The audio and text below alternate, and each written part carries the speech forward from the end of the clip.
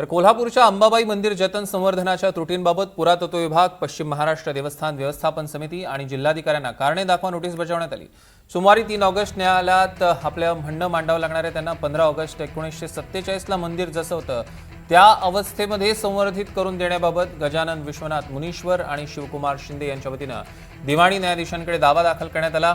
मंदिर संवर्धनातील त्रुटींवर places of worship act 1993 नुसार हा दावा करण्यात आला आहे। सध्याचं काम करताना मशिनरीजचा वापर केला गेला, सक्षम अधिकारी नियुक्त नव्हता, चुकीच्या पद्धतीनं संवर्धन केलं जाते असा आक्षेप हिंदुत्ववादी संघटना आणि कोल्हापूर शहर कृती समितीने घेतला आणि यावर गेल्या आठवड्यात वादळी बैठक होऊन जिल्हाधिकारी डॉक्टर विजय राठोड यांनी त्रुटींमध्ये सुधारणा केल्या जातील असा शब्द दिला।